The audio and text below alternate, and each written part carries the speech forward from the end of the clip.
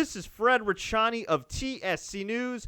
I'm right here with my boy Scott Anderson, and we are here to recap WWE Monday Night Raw. This is the rapid recap for July 25th, 2016, which saw a new era in WWE. And we've heard this for the last 6 months, a new era, a new era, a new era. But no, this was really the start of a new era. Now, this new era may last a month.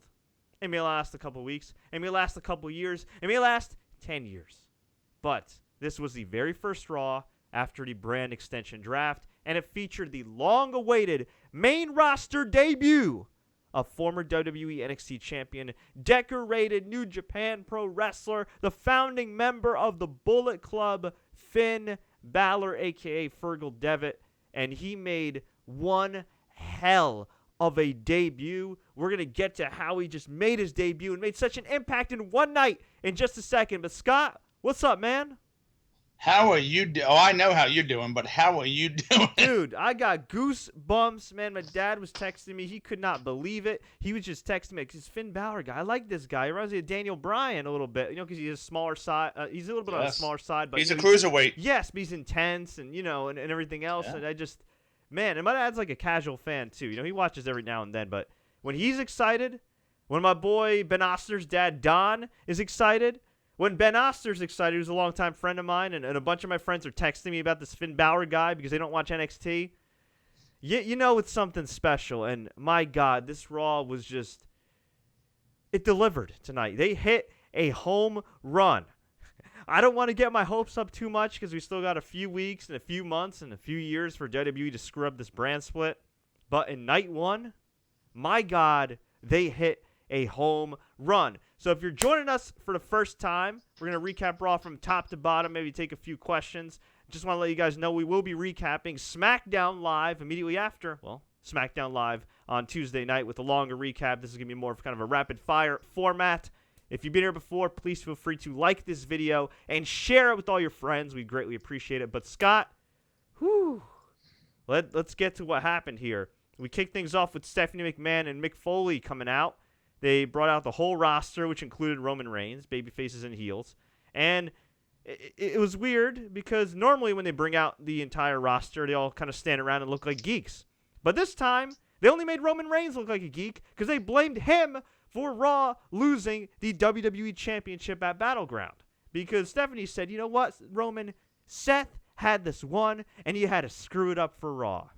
Shame, Roman, shame. Well, she didn't say shame, but she might as well have said shame like that Game of Thrones episode. And crowd was booing Roman. And the funny thing was every time she insulted Roman, the Pittsburgh crowd just cheered more. It was great. It was great. Even the New Day, who are baby faces, were looking at Roman like, really, dude? Like giving him the side eye. It was great. If you looked in the back, I think it was Bo Dallas was behind him, and you could see him kind of smirking as well. That's too funny. It's like they tried so hard for all these years to make him a baby face, and yeah, look where it got them. But Stephanie and Mick were in the ring, and they announced that at SummerSlam, they will have Seth Rollins against a mystery opponent for the newly created world title for Raw. And it's not the World Heavyweight Championship. They're taking a page out of Puerto Rico's playbook, the WWE Universal Championship. And they announced not one, but two Fatal 4-Way matches tonight to determine the Raw main event. And the winner of the Raw main event would go on to take on Seth Rollins at SummerSlam. First off, Scott, what do you think about the name, the WWE Universal Championship? I'll say this before you get to what you're going to say. At least it's more distinctive than WWE Championship and World Heavyweight Championship. It is. It broadens it, which is good. I'm not too familiar with what Puerto Rico does with the Universal. It's interesting. Mick Foley tried to say it was for the WWE Universe, which is why they're calling it that. So it's basically a real-life version of the People's Champion, which was DDP and obviously The Rock as well.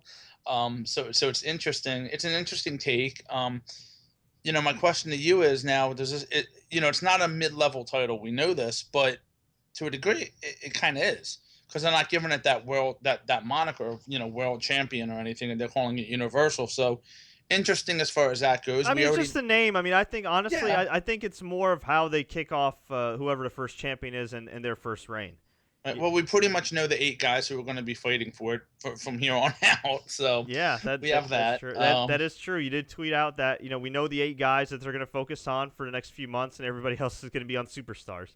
Pretty much, yeah. It's interesting. It's a good dynamic. It's different. I mean, I think I said that to you last night. Stephanie's going to come out and say, you don't have, Dean, you have the title on SmackDown. We'll just make one up, and that's exactly what happened. Right. They don't, so now does this mean tomorrow night on SmackDown, Shane comes out and says, well, you guys have tag team titles. We'll just make them up. You have a women's title. We'll just make it up. That's going to be interesting, but we'll talk about that tomorrow night when we know more. Yes, we will, because there's a lot that happened tonight, and we went 90 minutes just talking about Battleground. There's enough that happened there, and man, Raw was pretty damn noteworthy. So they announced the 2 fatal 4-way matches, which would determine the main eventers of Raw later that night, and whoever won that match will go on to face Seth Rollins. So we had Finn Balor, who was shown amongst the Raw roster and got a huge pop. He was booked to take on Cesaro, Kevin Owens, and Rusev in a fatal 4-way match. This was an awesome match. A little sloppy in some points. Fatal 4-way matches, multi-man matches in general, are very hard to put together. There's a lot of chaos that can happen. It is live TV. And you got to remember, Rusev, and especially Kevin Owens, are coming off of some hard-fought matches last night. I mean, really, especially Kevin Owens. I mean, really. Especially when he took that brain buster on the apron. Good God almighty. It's luckily he seems okay. But, yeah, this is a hard-fought match. A lot of super kicks. Some enziguris and kicks that kind of missed more or less by a mile. But that's all right. They're all good workers in this match. They all covered it up. And, yeah, this is just really, really good. And Finn Balor got the win in his Raw debut on his 35th birthday. Yes, Finn Balor's 35. He's been in NXT for a long time. By pinning Rusev with the coup de grace. This was awesome. Not the prettiest match per se, but a very fun match that the crowd enjoyed. And I got to give the Pittsburgh crowd its props, because Pittsburgh, traditionally, amongst some WWE wrestlers, has always been known as a tough crowd. Maybe not in recent years, because they had the Daniel Bryan hijacking the show deal with the Royal Rumble in 2014. But whoa, Scott, what was that? I'm not sure. I think my Twitter feed, a video popped up real quick, so I apologize. Yeah, I thought I heard Bernie Sanders there. You know what it was? I just saw it. It was what the club tried to do tonight to the New Day, but they beat up John Cena. That's what the video was. So my apologies. Really? Yes, it actually was. It was a beat up John Cena video. Okay, I thought it was Bernie Sanders secretly watching our recap on his phone while doing his speech. I mean, I wouldn't be surprised. I mean, he's got good taste in YouTube channels. But I will say his real quick. I did tweet out his pop tonight was bigger than when Roman won the title back in December, and that same venue. It was huge. Yeah, anyway. I mean, listen, politics aside, no matter your affiliation, that guy knows how to get a reaction. I mean, that was, yeah. You know what? I mean, seriously. And maybe it's a smart thing that Dolph Ziggler's been covering both the Republican National Convention and the Democratic National Convention. Maybe these wrestlers can learn a thing or two from watching some of these politicians cut promos at these conventions. They're good. Whether you like what they say or not, I mean, they know how to elicit reaction. I'll leave it at that. But Finn Balor pinned Rusev. The Pittsburgh crowd's been known to not be so hot in years past, although the last couple years they've been pretty kind to WWE. Well, kind to their favorites in WWE, like Daniel Bryan at Royal Rumble 2014. That's probably the most notable reaction from Pittsburgh a couple years back. And they gave Finn Balor a lot of love. They propped up this match, even though it was a little sloppy in some parts, but all the guys worked hard. A lot of really good near falls. Rusev and Kevin Owens double-teamed people for a while and then eventually started fighting. I really do want to see a Rusev and Kevin Owens match, by the way. I want to see one with a legit finish. That match would be freaking awesome. I don't care if it's heel versus heel. Do it. It would be stiff. It would be stiff. Exactly. It would be stiff. The banter would be excellent. Man, I can't wait to see that match eventually. But Finn Balor got the win here. The announcers sold this huge. And we should note that Raw had a new intro. It was an okay rock song. I mean, nothing you wouldn't expect to open Raw. I mean, nothing that blew me away. I was hoping for something a little more. I don't know. I mean, it wasn't bad. It wasn't bad. It wasn't great. It wasn't Nickelback. So that's already good. Okay. That's already good. But still, a new set, by the way, as well. New set. Actually, It essentially looks like the SummerSlam set they've been using for a couple of years, just with raw graphics. But you know what? Pretty much. Yeah. Nothing wrong with it. It looked good. Look good. And the announcers are now seated next to the entrance. Which is what they're doing in NXT. So yeah, similar to NXT, similar to what they did in the early 2000s during the Eric Bischoff era when he was the Raw GM in the early days of the original brand extension, and similar to Monday Nitro. Although Monday Nitro, they sat real high up, right?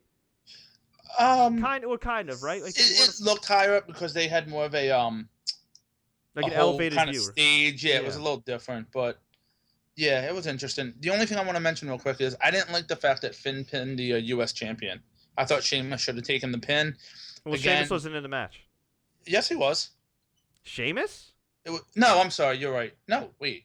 No, Sheamus was in the other. You're right. Yeah, I think it should have. I don't. Yeah, you're right. I'm sorry. I think Kevin Owens should. Well, or you know what? Maybe they should have put Sheamus in the match so Sheamus could have taken the pin. Right. Just I don't like the fact that you're taking one of your champions now, who a split roster, and you're having him pinned. I don't think that's a good sign. We'll get to a reason as to why that might have happened. I mean, who knows? Right. Okay, we're talking about long-term planning, and usually we don't associate the phrase long-term planning with present-day WWE. But given what happened tonight, there could be some foreshadowing. We'll get to that. We had Nia Jax destroy some geek named Britt Baker. Nia looked okay. I mean, she's a pretty girl. She's big and intimidating, and she kicked ass in the short time that she was in the ring. I was fine with the squash match. They did exactly what they had to do with her, and it worked. Absolutely. We had Roman Reigns defeat Sami Zayn, Chris Jericho, and Sheamus to advance to the Raw main event against Finn Balor. He pinned Chris Jericho. This was a really good match. Yes. Really, really good. I mean, no surprise given who was involved. Say what you want about Roman Reigns, the character, but Roman Reigns, the pro wrestler, is a damn good pro wrestler. Say what you want about Sheamus, the character, but Sheamus is a damn good pro wrestler. Of course, Chris Jericho, even at his age, can still get up for big matches, and Sami Zayn is just he's an excellent worker. So this was a freaking awesome match. Crowd liked it a lot. Roman Reigns got the pin with the spear. Chris Jericho tried a spear of his own. Literally the slowest spear attempt I've ever seen in my life. And yeah, Roman Reigns advanced. This was also awesome. So far, I'd say we had 2 pay-per-view quality matches so far on the show? 2 pay-per-view quality matches in 45 minutes. It was great. And you can make the argument that the Reigns Fatal 4-Way was almost main event caliber. Yeah. B-show pay-per-view main event caliber. Sure. Yeah. We had the New Day come out to celebrate their longest reigning tag team title reign in WWE history, which kind of confuses me. It was weird. Because didn't Demolition hold the titles for like 400 and something days? I thought it was close to 500, yeah. So maybe are they counting the tag titles from 2002? WWE tries not to let you remember things that happened in the past, so. I mean, I guess technically when the titles were unified a few years ago by the Colognes, I guess they merged to the WWE tag titles and they took on the title history from 2002, which kind of confuses me, Scott, because if you're merging titles that have been around since like the 70s with titles that have been around since the 2000s, wouldn't the lineage go back to the 70s? You would think, but who knows? Who knows? Whatever. Well, they celebrated. They had a nice video package. They talked about how Booty-O's is now a real cereal. And I was excited until they said you can get it at did they say FYE? FYE.com, and I believe it's like $13 or $14.99. I haven't seen an FYE at my local malls in years. All I remember is that they had a lot of WWE DVDs. I used to go there a lot, and back in the day, yes. I'm talking about when I was in high school, I'd buy some used CDs. Yeah, I know. I'm old, right? Yeah? Oh, yeah. I was right there. And I also remember that FYE had also the most obnoxiously overpriced WWE DVDs on the planet. I could go to Best Buy and buy the Ultimate Ric Flair collection for $20 when I was a kid. But when I went to FYE for Bad Blood 2003, it was like $25. Yeah, their CDs were like $19.95. It was ridiculous. No wonder they went out of business in most. I didn't even know they were still in business. No, I think maybe online. Here's the deal. I gotta come up. It's a box of Booty-O's with a T-shirt, and it has cereal. It's let's see. WWE Booty-O's T-shirt, small with cereal, $25.99. That must be one of the greatest boxes of cereal I have ever had. Well, So you get the T-shirt. you get the T-shirt, which is $24.99. Well, it's a different style T-shirt than what they sell on WWE Shop, so it is a little different. And Steven Shaw, what's up, man? He says that FYE still does overpriced DVDs. They still do.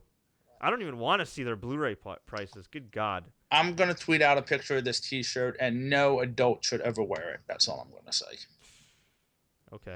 So I'll tweet it out right now at Scott. What the heck's my Twitter? Scott A 1979. Yes, at Scott A 1979.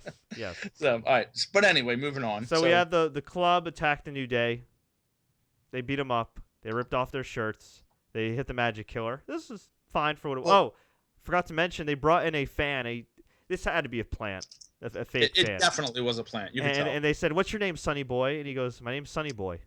And there was awkward silence when he repeated that his name was Sonny Boy the first couple times. And I was thinking, oh my God, the New Day, it had this crowd in the palm of its hand, and now this crowd is crapping all over this because they brought in a plant. They wanted a fan to dance with them in the ring. Fans actually thought they'd get in the ring. They brought a fake fan in. But no, the great Pittsburgh crowd started chanting, "Sonny Boy, Sonny Boy, Sonny Boy." That was pretty cool because it caught the New Day off guard. It was great. It was great. And then the club came out and ruined everything, which was also great because they're heels. Yes. They're supposed to be But heels. that was very awkward because when the club came out, they pulled Woods and Kofi out, and Big E was kind of looking, and the plant fan kind of jumped out of the ring, of course. But it was just a very odd, way for two guys to beat up three guys. So yeah, that was that. Oh, man. We had Enzo Amore and Big Cass take on Scott's new favorite tag team, the Shining Stars. Now, Scott, since you had the privilege, the honor of witnessing the Shining Stars live in Newark, Delaware at a live event on Friday night, which actually featured the surprise return of Roman Reigns, which Seth Rollins referenced on Sunday night, I will let you recap this masterpiece of a segment and match. No. Enzo came out and did his shtick. Cass took the mic. The Shining Stars came out. To be honest, I knew what was going to happen, so I didn't pay too much attention to the match. I know that there was a point in the match where I believe everybody was out. No, somebody was inside of the ring. I think it was Big Cass. And for some reason throughout the whole night, Goldust and R-Truth were looking for Pokemon, and R-Truth found some in the ring. So he just mysteriously walked into the ring, walked out of the ring, kept going. Okay, whatever. It was very awkward. Cass hits the big boot, and 1, 2, 3, and it was basically a squash match without being a squash, without enhancement talent. But here's the thing: to be a little nitpicky here, Enzo and Cass won via distraction. Yes, that's true. The night before, they beat AJ Styles and the Bullet Club. Yeah. But they needed help here, inadvertent help, but help, more or less, based on the booking, to beat Primo and Epico. And keep in mind, too, the Matadors. But keep in mind that Primo and Epico weren't. It's not like they had Cass and Enzo on the ropes and were about to beat them to begin with, which made it even stranger. And you're right about that. It's just fun. It was different. Weird way to build the tag team division. That's all I gotta say. Well, very weird way. We had Braun Strowman come out with a new look. His sides are shaved. He has a ponytail. He has new theme music. Braun. Same tights. And, I don't know why he didn't get new tights or anything. I mean, he lost a lot of weight. He probably should have came out shirtless and had some tights that didn't make... He didn't even have tights. He has pants. He has the brown pants with the black spot that looks like he pissed himself. Well, yeah, he's a big guy. They have to special order stuff like that. No, in case he actually does have a real-life accident, they have the black, spot in the middle of his pants anyway, just in case. Well, it's kind of like does he have IBS? Come on, man. There's peppermint pills you take. The elbow pads that you see, guys. Well, used to wear with sport coats. It's like the patches like that. So, whatever. You never saw that before? Yeah, sport coat, but not on a. Yeah, but you're I'm not saying on pants. I'm just comparing what it looks like. That's all. I guess. You know, we're spending too much time talking about that. Yes, he wrestled some geek, and this was hilarious. This is the most entertaining Byron Saxton's ever been in his life. There was a geek in the ring. They had another squash match. Thank you, Vince McMahon, on behalf of the National Enhancement Talent Association of North America, for bringing back squash matches. I hope this is a permanent thing.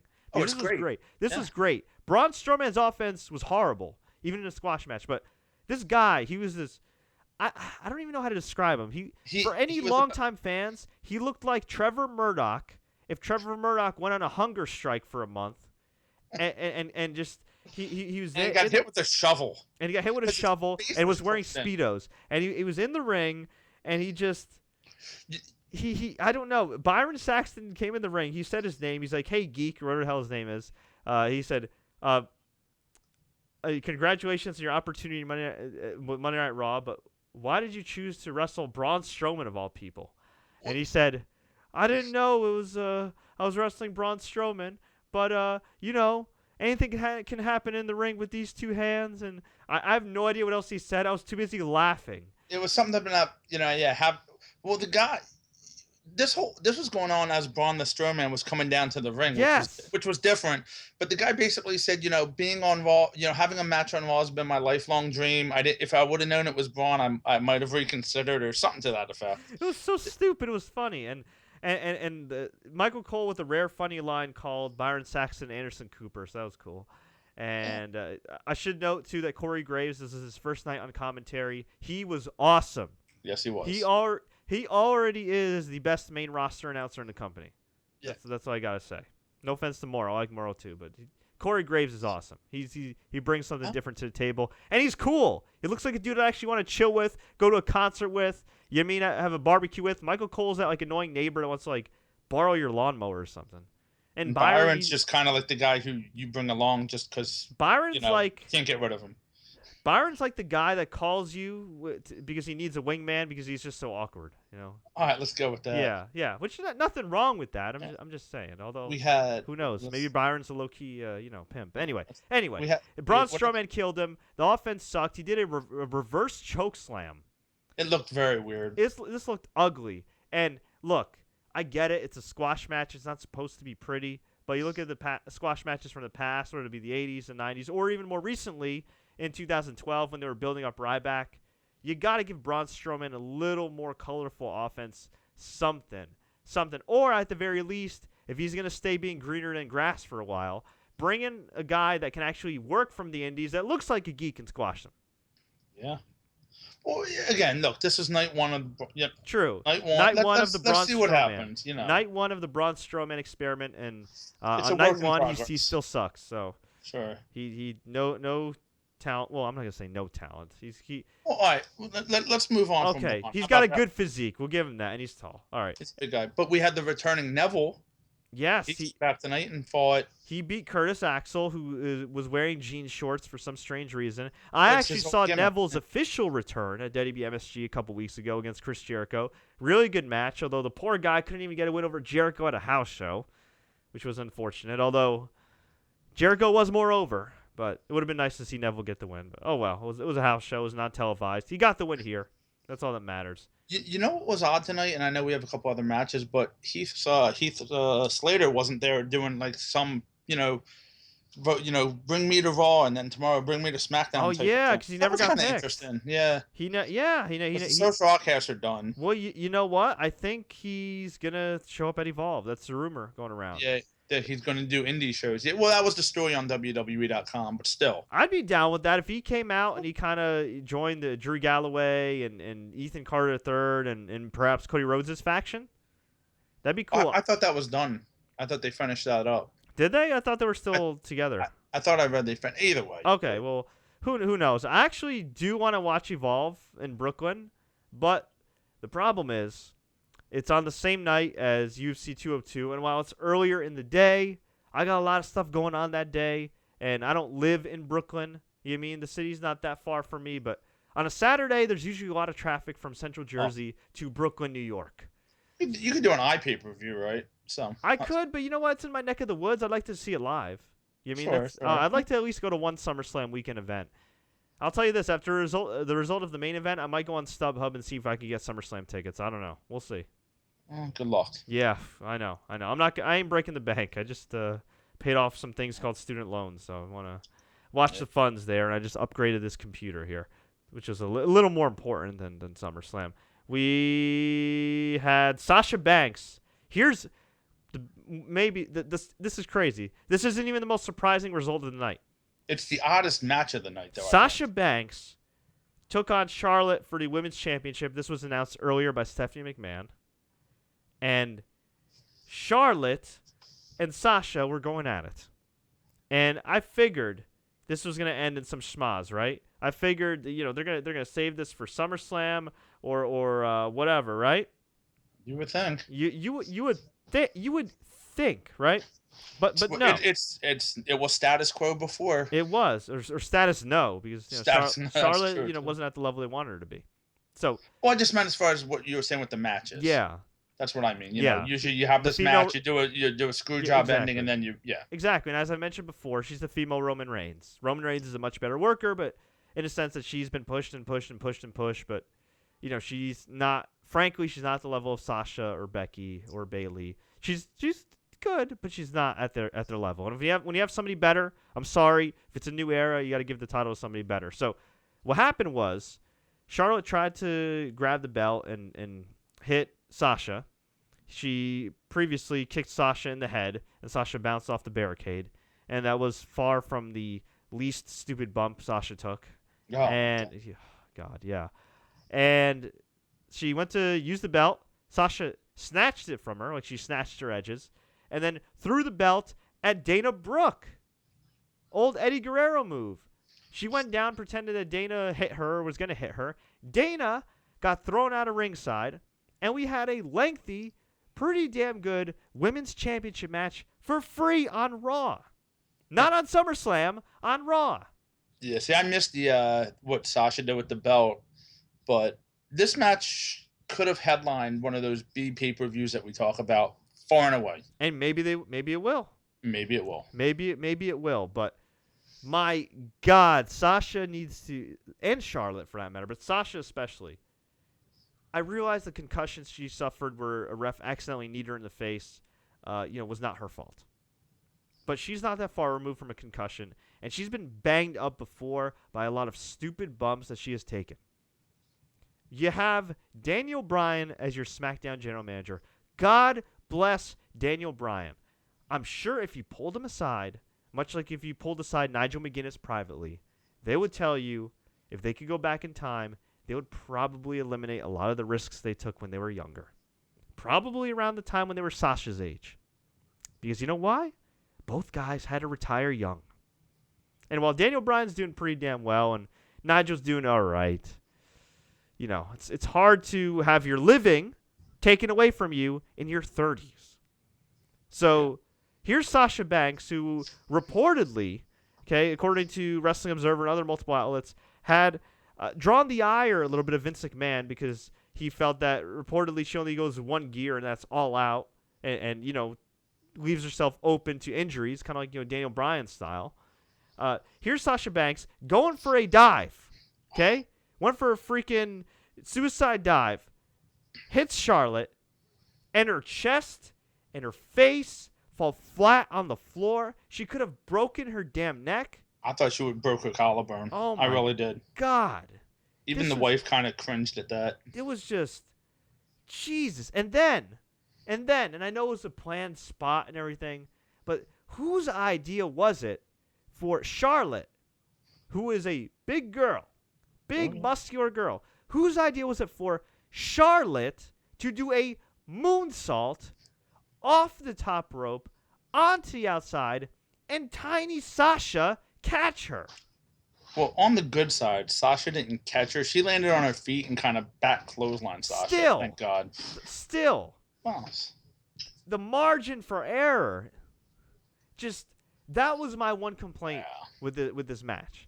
That was my one, besides the lack of build-up, where they just announced it for tonight, and, this is a match that they've been holding off until SummerSlam that, they gave away here. But And maybe the lack of Charlotte selling the first bank statement. Yes, I don't know. What the hell? Are you It's the dog. Okay, I was gonna say, are you shaking some salt? Are you like cooking here? It's the dog. I apologize. It's called like a reverse cough. So we're getting it looked at tomorrow. I apologize. Oh, okay. Hope he's okay. Yeah, she'll be all right. All right, that's good. By the way, Scott got a new dog. He just adopted a dog, so we should commend him for doing a good deed. So anyway, Sasha Banks hit a couple backstabbers, got the bank statement, and Charlotte tapped out.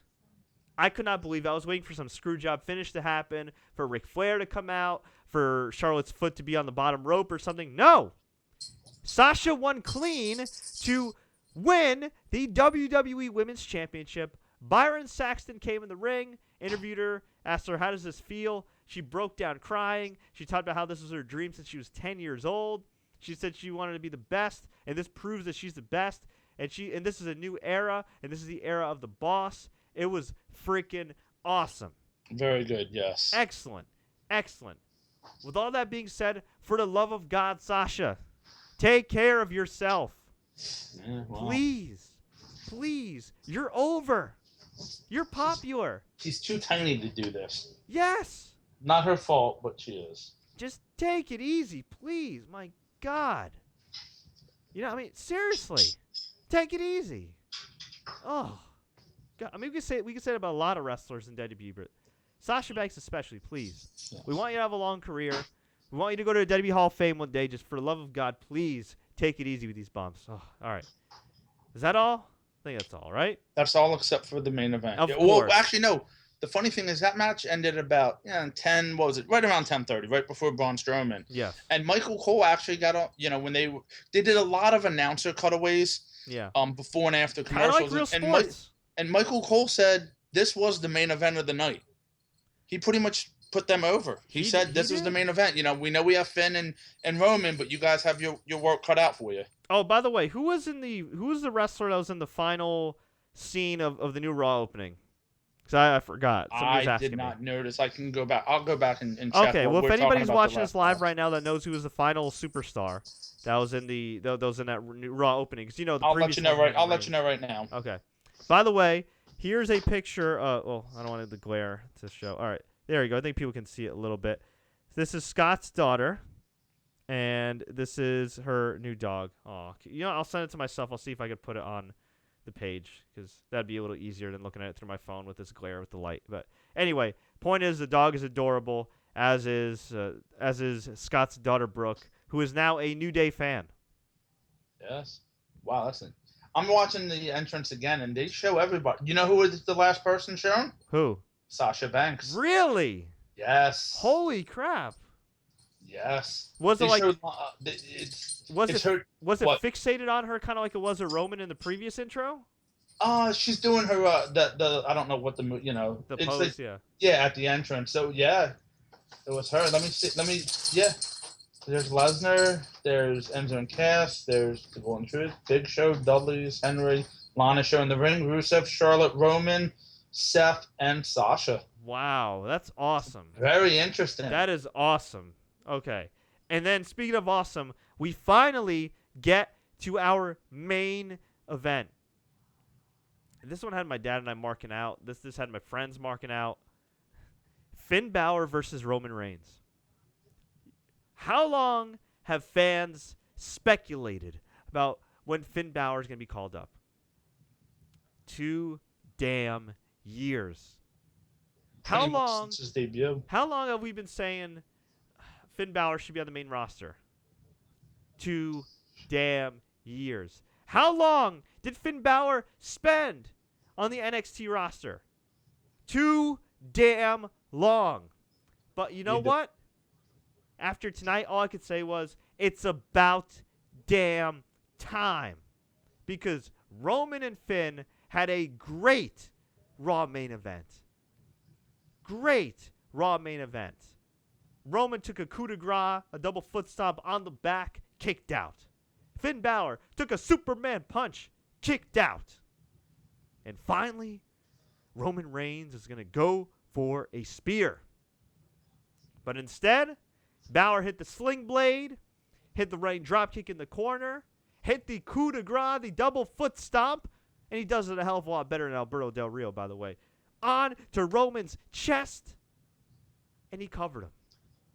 1, 2, 3, and in one night, this company that has been so mother freaking creatively maligned for years now, for years, especially in the 3-hour era, in one night, they took a man that had some buzz, but was not known by the masses that watch Raw.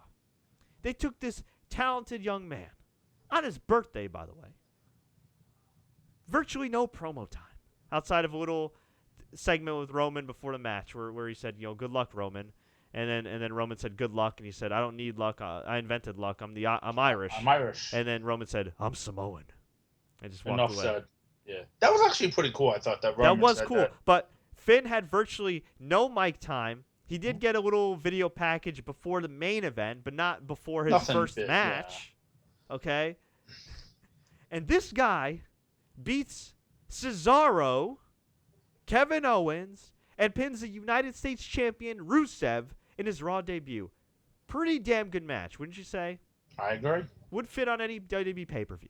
Sure. And then he goes on to have a great match with Roman Reigns and pins him clean 1, 2, 3, which earns him a match with Seth Rollins in one of the main events of SummerSlam for the vacant world title.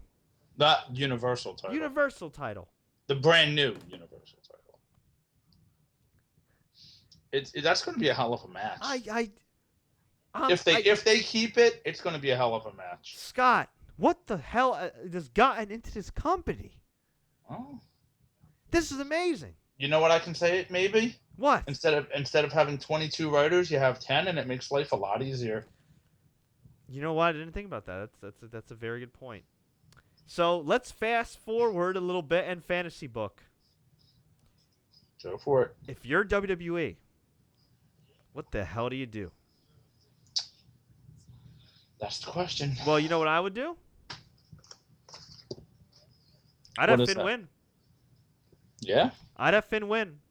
Why not? Your ratings are down anyway. Your attendance is down anyway. You're shaking things up.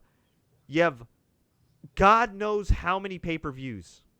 After SummerSlam, besides the pay-per-views that are big, like Survivor Series, Royal Rumble, SummerSlam, and WrestleMania, on non-Big 4 months, there are going to be 2 pay-per-views a month. Plus 3-hour Raws. Oh, man. Yeah. So you know what? You can afford to make a drastic change like you did tonight. Absolutely. You can afford to have Finn Balor pin Seth Rollins. You can afford to have Finn Balor go on a nice run. And guess what? If he flops, if the ratings somehow go down lower, if attendance somehow goes lower, do you know what you could do, Scott? You can switch the title. Yes, you can. And for anybody that's worried about, what about the lineage of the title? And this is a brand new title. All right. Do you want to know how they created the original Raw World title during the brand extension? Do you remember this, Scott?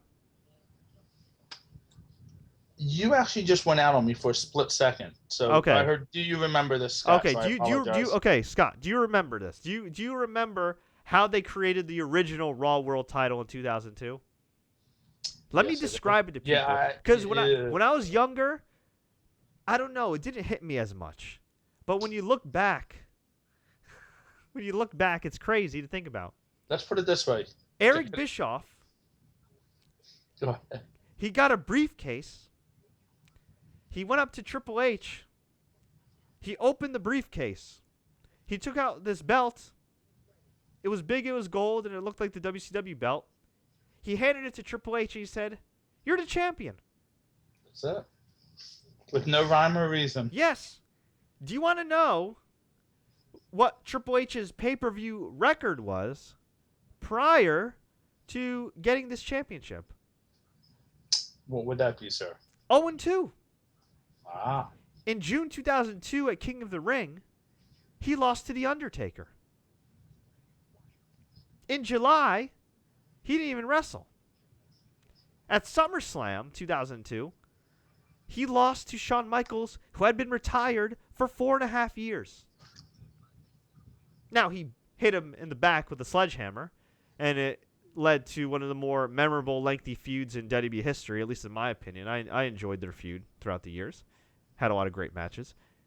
So, Triple H, after losing to a man who was retired for 4.5 years, got rewarded a world title for nearly paralyzing a man in storyline. Did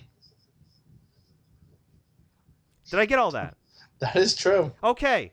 So if they give the title to Finn Balor, and God forbid, for some strange reason he flops, you can give it to Seth Rollins the next month. But right now, the last week or so, you've finally gotten the goodwill of the fans back.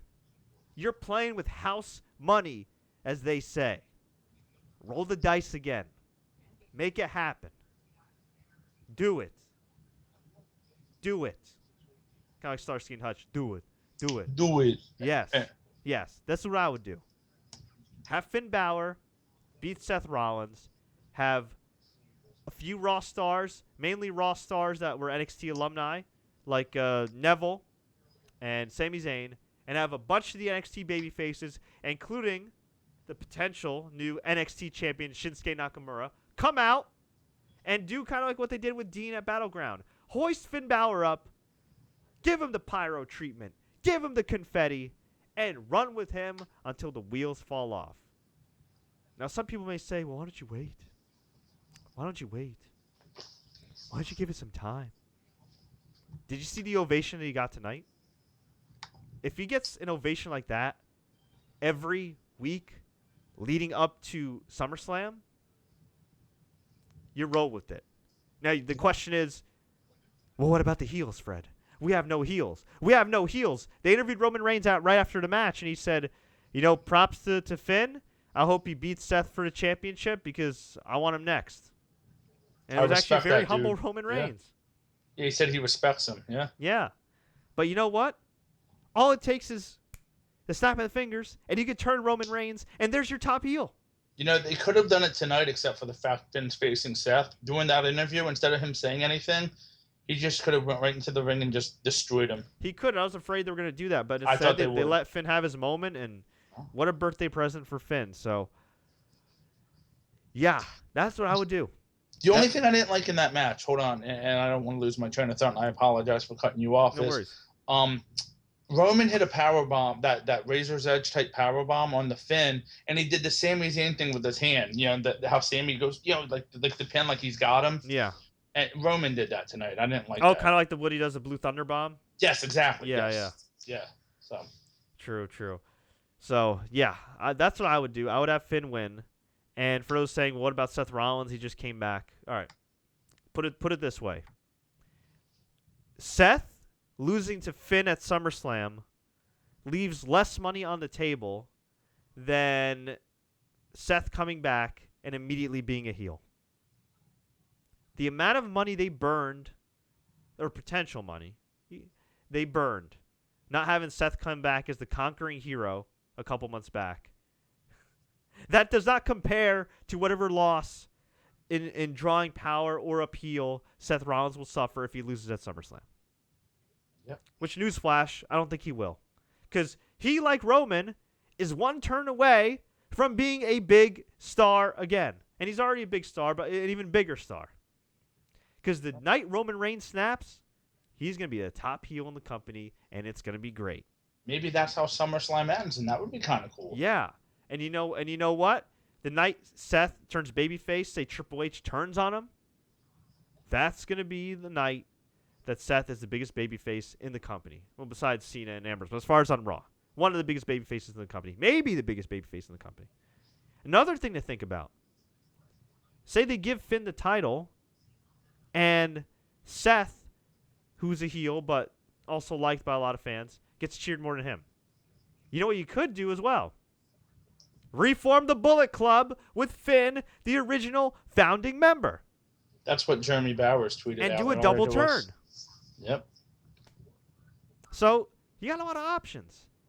And unlike SmackDown, the Raw heel situation with a few moves here and there, and the overall main roster situation on Raw, especially when the cruiserweights come in, is a hell of a lot better than the situation on SmackDown.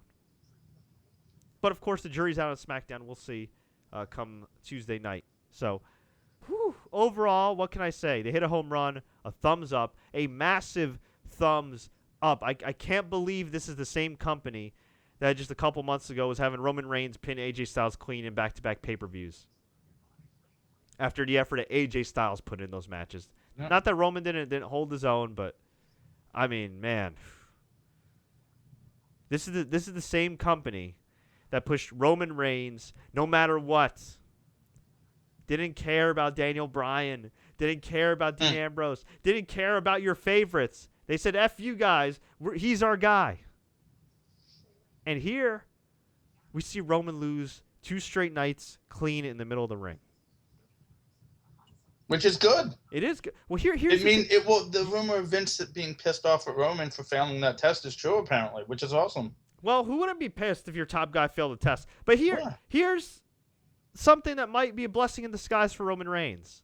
Not only could this lead to him turning heel, but the fact that his character is actually facing genuine adversity for once. I'm not talking about the stupid feud of the Wyatts. I'm not talking about the contrived effort to make him the next Daniel Bryan, which was terrible. Okay, I'm not talking about having him break his nose with Triple H smashing his face in the announcer's table. I mean, this combines real life with storyline. Because he really was suspended. They played up his ring rust, although he really didn't show any ring rust. And he lost, but he lost in these great matches.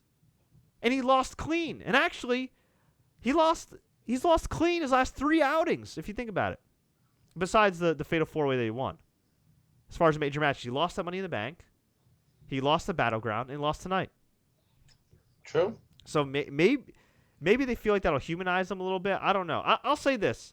It's nice to see genuine vulnerability in a character. Or like more, I guess maybe not genuine, authentic vulnerability. You know what I mean? It's not contrived like it was a couple years ago with him. Like this feels more real. You know what I mean? Right.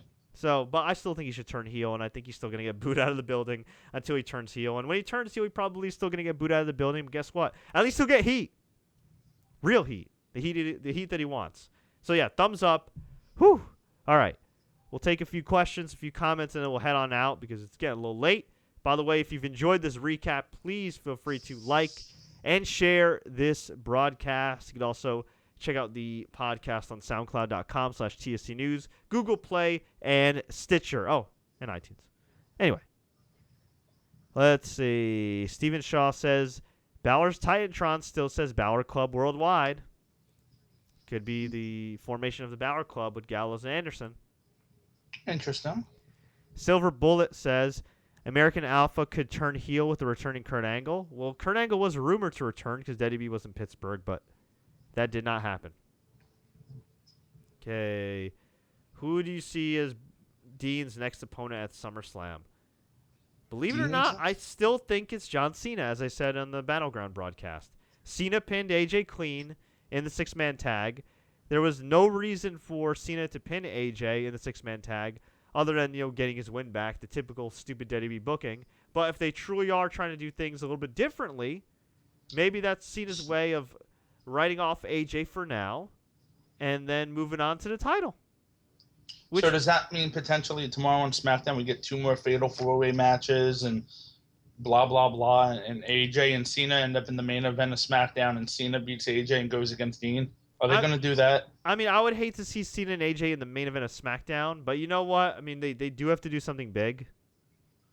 Just because, unfortunately, Raw set the bar so high tonight. Yeah. Yeah, but you're going to copy them? Not well, okay. Is anybody going to complain about Cena versus AJ Styles on free TV? No, of course not. But You're still copying the whole thing. It's I don't know. Still, well, that's the storyline. It's a rivalry. Who can one up each other? I guess. But ultimately, of course, as I mentioned on last night's broadcast, I would have Dean pin Cena, make Dean look like $1 million, and then you're left with the dilemma of who the hell does Dean work with after that? But, Well, I guess it would be AJ. Yeah, well, you know what? You can put over Dean and worry about that later. Yeah. Because you know what? People are talking about how there's no strong heels. You're right. There really are no strong heels right now. But guess what? There's also no strong baby faces. And it's your been strongest heel is your supposed top baby face. It's been a long time since we've had a strong babyface champion. A long time that we've had a strong babyface champion people actually like. We could have 2 by the end of SummerSlam, and Ambrose and Finn Balor. So, I'm fine with that.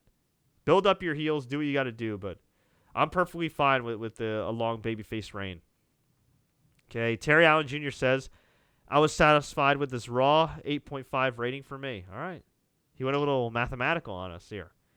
Dan Foster says, kudos for the Trevor Murdoch reference. Thank you. I'm a fountain of useless wrestling information.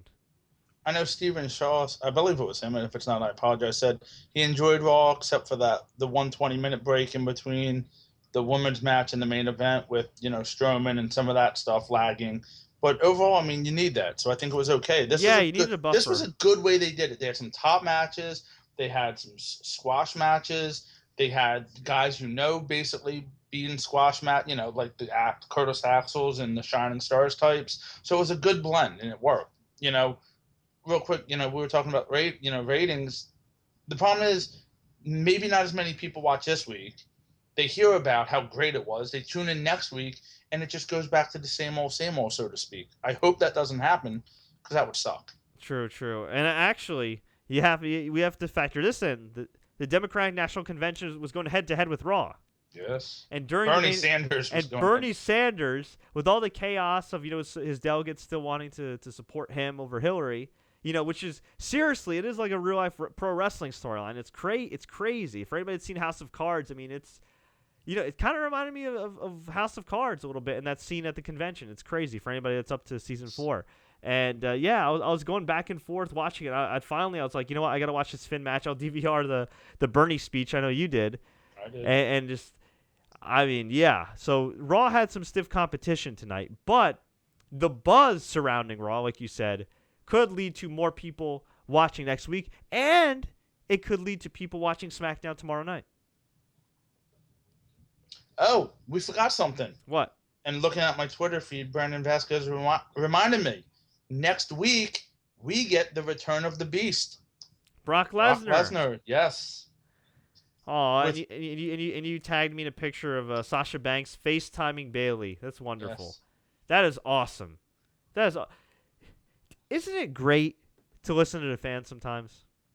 Isn't it great? Amazing. Isn't it great to push people that the fans like? I'm not saying the fans have to necessarily run your show and dictate everything, but just kind of go with the flow and go with the people that are getting the most positive reactions. Isn't that nice?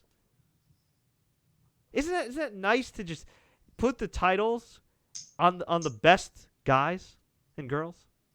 I mean, that's not always the right thing to do. No, the best guys and girls the best guys and girls who happen to also get over. Yeah, I mean, again, I don't think it's necessarily always the best thing to do, but it's definitely the right thing to do. Yeah. So, man, yeah, SmackDown has a lot to live up to. Absolutely. We'll see what happens. Absolutely. Okay, Steven says, I'm sad about the Heyman-less Brock Lesnar. Well, from what I understand, Paul Heyman doesn't exactly have a contract dispute with WWE. This contract just kind of expired, and I'm sure they'll have a working relationship, and I'm sure they'll get a deal done. Maybe Paul won't appear that much, but I wouldn't be surprised if he's alongside Brock next week. I wouldn't be surprised at all. Super 10-1 says Charlotte kind of had a smirk on her face when they were interviewing Sasha, and they cut back to her. You could kind of see she was trying to hold it back. Yeah, well, they're best friends in real life. Right, exactly. But you know what's interesting? It seems kind of like they were writing off Charlotte in some ways. A little bit, which might not be a bad thing either, considering.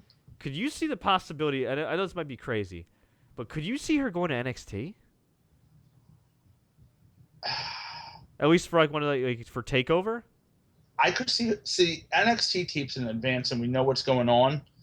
It would work to have her attack Bayley to cause this whole Sasha, type of thing. But again, they've taped in advance. We know she's not there. Could she do something?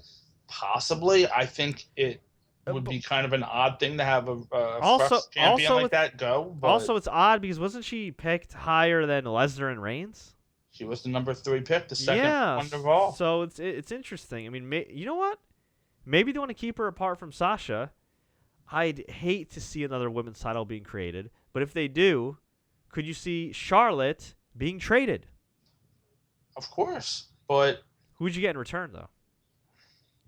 Well, I guess Becky. Well, but they've done Sasha and Becky a million times too, and they've done Natalya and they've done Becky and Charlotte. That's the problem. That's a future consideration. I guess they could bring in Carmella. I mean, Carmella and Charlotte's a lopsided trade, but I mean Carmella and like some other bodies for Charlotte and like maybe Cesaro. Yeah, I don't. Yeah, we'll see. We'll see what happens. Maybe it was just one of them things, just kind of showing Charlotte, saying, I'm going to get my revenge. That's true. All. Yeah, that's true. Maybe I'm reading too much into it. Okay, how's the Lesnar and Orton feud going to work because they're on different brands? Well, football god, I think Lesnar's just going to cut a promo, kill people. Orton's going to RKO people. And that's all you got to do. And just show some video packages from their time in OVW, which hopefully this will lead to WWE uploading some old OVW TV, at least like the golden era of OVW, on the network with Brock and Cena when he was Prototype and, a few other guys there, Shelton Benjamin. It'd be kind of cool to see in Lesnar. Wasn't there a dark match? It was a tag team match that involved Orton and Lesnar. Yes, it was. It was a dark match. It was a very grainy video. I remember seeing it. It was Lesnar and I think Ron H2O Waterman, who's a former MMA fighter, teamed up with Randy Orton, and I can't for the life of me remember the I almost want to say it was Cena, but I don't think that's correct. No, Orton teamed up with some guy that I don't think ever made it. Actually. No, I thought Waterman never made it, but Orton's guy did. Okay, maybe yeah, that's the fun. And fun fact too, Shelton Benjamin and Brock Lesnar were teammates at the University of Minnesota Wrestling, and they were teammates in OVW, Minnesota Stretching Crew. So, yes, again, I'm a fountain of useless wrestling information. Okay, Silver Bullet asks, whatever happened to Emma? Serious back injury, but she'll be back hopefully down the road. Dan Foster said, I loved 02 HBK versus Triple H from 2002 to 2004. Okay. Yeah, that was a great feud. That's kind of a down period in the business, and Raw was not very good more often than not, but HBK versus Triple H was one of the bright spots. It was Rico, by the way, that Randy Orton teamed with. Oh, okay. Yeah. Former WWE Tag Team Champion. Yes. Okay, Russ Broman said, Undertaker could show up on both shows when he returns and work a program with John Cena. That would be great for WrestleMania if their health permits. Undertaker, it's been rumored that he's done, but considering he was mentioned as far as the draft goes, I think by JBL and even by Booker T at one point, even though he didn't go in the draft, I could see him returning one more time. And if he's going to retire, which he honestly probably should, just for health reasons, I would like to see them do kind of like a retirement tour, more or less. Maybe not do the same storyline they did with Ric Flair with the career-threatening match thing, even though they kind of winked at you and said, yeah, he's probably retiring at WrestleMania. But, just say this is the last. You know what? Do the last ride tour. There you go.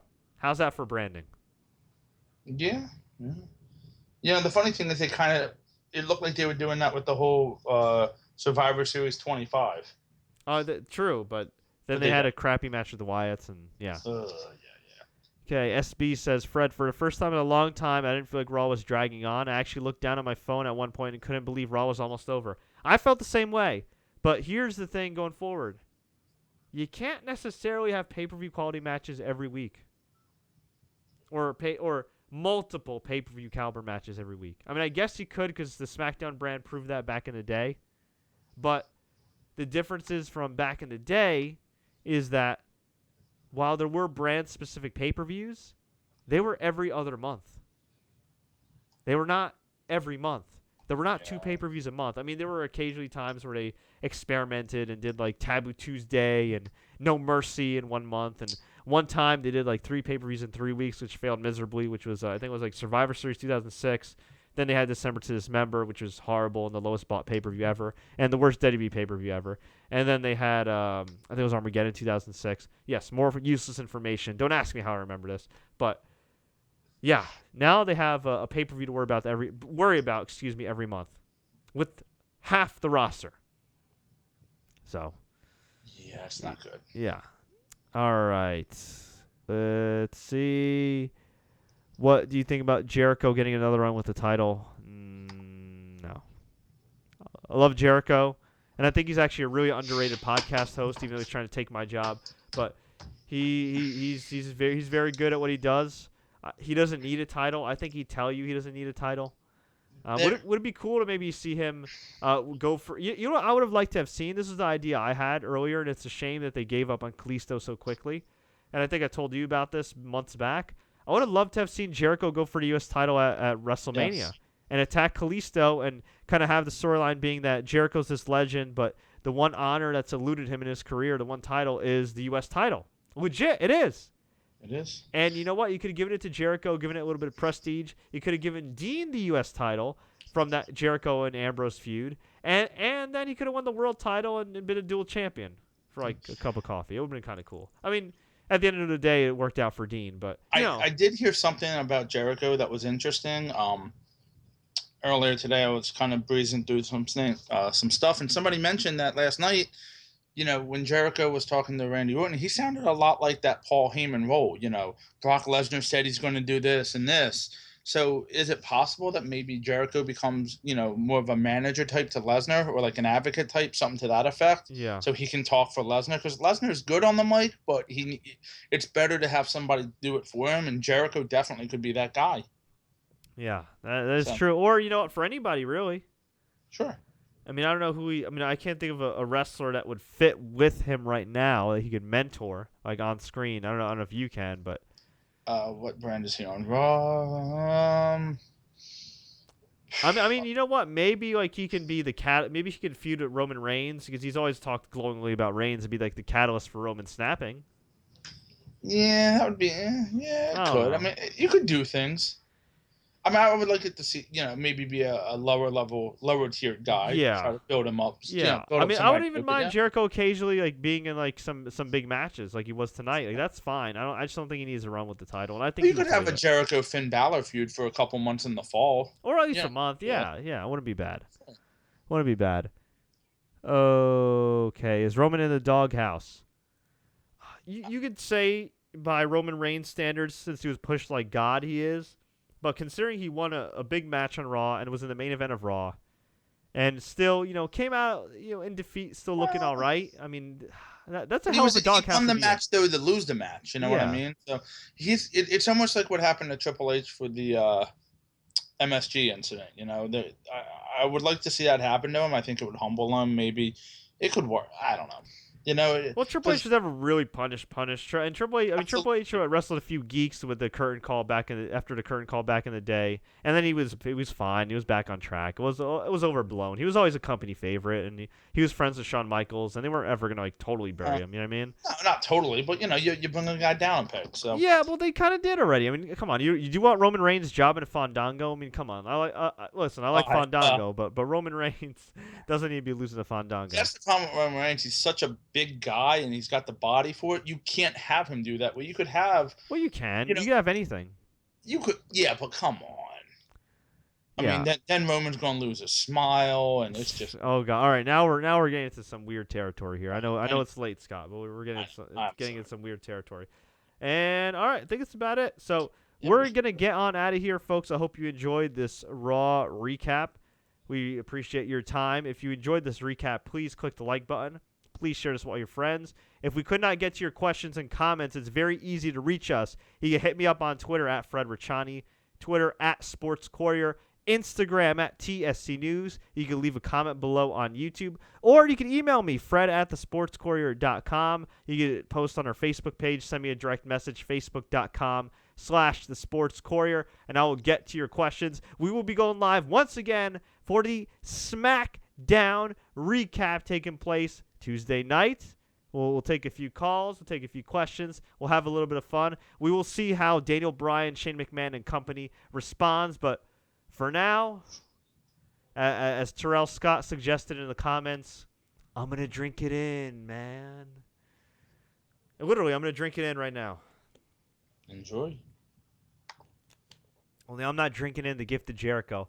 I'm drinking in the gift of great professional wrestling storytelling.